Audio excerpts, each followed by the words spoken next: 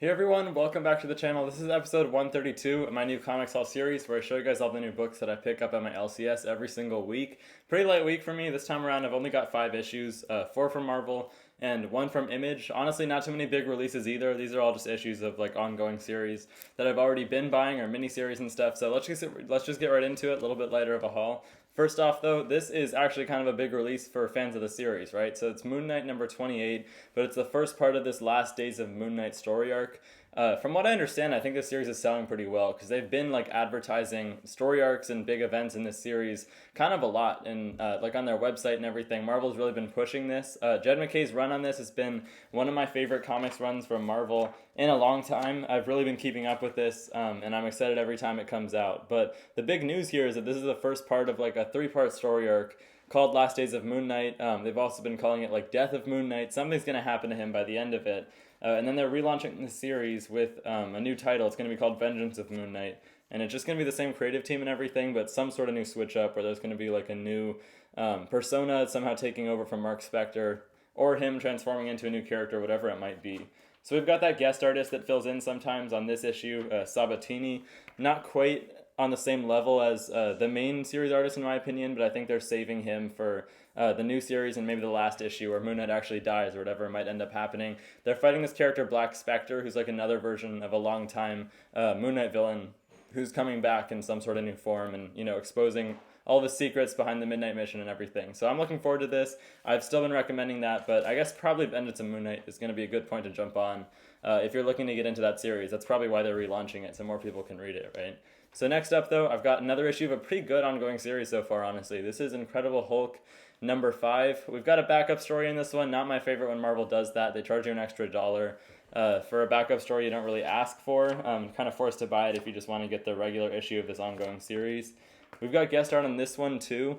A lot different than Nick Klein's art style, I will say. This is maybe a little bit more simplistic, definitely more of an arty style, but I thought it worked well last issue. And this story arc has had to do with Man-Thing coming into play. It's been a really horrific series so far. Like, even more than Immortal Hulk did, I'd say this is really putting horror first. It's kind of the main theme of it. We've got this interesting dynamic between Banner and Hulk, though, where at this point Hulk is fully trying to take over. He's done with all of Banner's shenanigans over the years. How Banner was able to control the Hulk and put him in his psyche with the whole Starship Hulk thing that happened in the last run. So I feel like, honestly, Philip Kennedy Johnson has been doing a really good job transitioning from Donny Cates' run to this, while also putting into effect like all the things that happened during Immortal Hulk, right? Which is a hard task to do. They were really different runs, but this is able to kind of weave those together. Here's a couple pages from the backup story, though. Doesn't look too bad. At least Hulk is still in it, right? It's not like a total sellout thing for Marvel to do.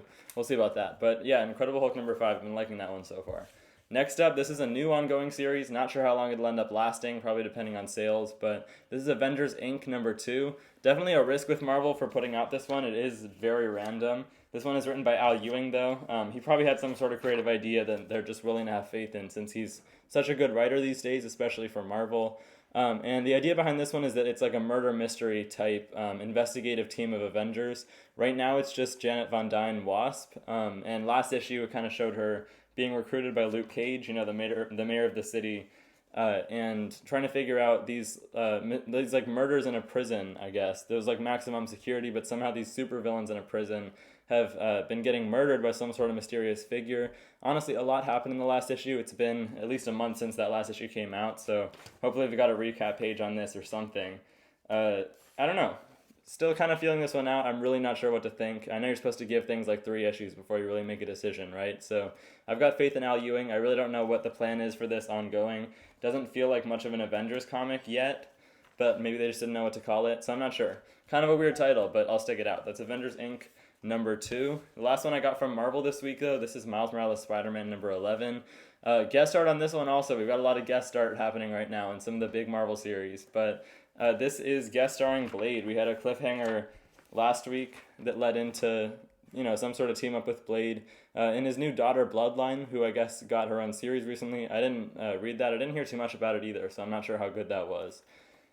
This art looks pretty similar to Vicentini's, I will say. So not too much of a tonal shift here. This has been a really good take on Miles so far, in my opinion. It flowed really seamlessly with the ending of the last run, and I feel like Cody Ziegler is just really good at characterizing Miles so far. This series is going to be tying into the Gang War crossover. Either next issue, I think the next issue is maybe like a prelude issue for that. So it's going to be pretty heavily involved. Not sure how I feel about that because I'm not buying Amazing Spider-Man right now, which is going to be the main series telling that story. And I'm not trying to, hop back on Amazing Spider-Man just because I'm buying Miles, because that's, another 2 issues a month. Plus they're charging like $5 for ASM these days, I'm pretty sure. So yeah, Marvel pricing issues are definitely something right now. Miles is still $4, and it will be for the future as long as we know. So it's a good comic to be buying right now, in my opinion. Lastly, though, we've got Image Comics. I've only got 1 issue from them, but this is a surprise favorite of mine over the last few months, honestly. This is Big Game number 4. So this is Mark Millar's book, right? It's had to do with all of his characters that he's built up over the years, who I don't really have much familiarity with, but it's like Kick-Ass and Hit Girl. More recently, characters like Nightclub and the Ambassadors. So this is like the shared universe. It's kind of the first time they've all had a crossover, but it has to do with this team of supervillains that actually has like control over all world governments and have had control for a long time. Now there's too many superheroes in the modern age, so they're all teaming up to wipe them fully out and like create a new clean slate. The idea was that like in the 90s or maybe the 80s they were supposed to have already done that one time because there was like a previous generation of superheroes. They got snuffed out by these supervillains.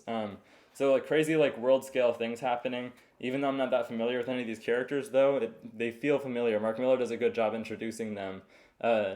And I guess maybe the deaths that are happening don't really have as much gravity for someone like me who hasn't had as much familiarity with the characters. But yeah, I mean, it's just epic stuff, right? I feel like it's well written enough, and Pepe Larraz in this book is amazing. We just got announced that the next thing he's going to be doing is the next Marvel event with Jed MacKay called Blood Hunt. Watch my video on that I recently made some breaking news if you haven't already. But yeah, we'll see about that. So Big Game number 4. Those were the 5 issues I picked up this week for New Comic Book Day, though.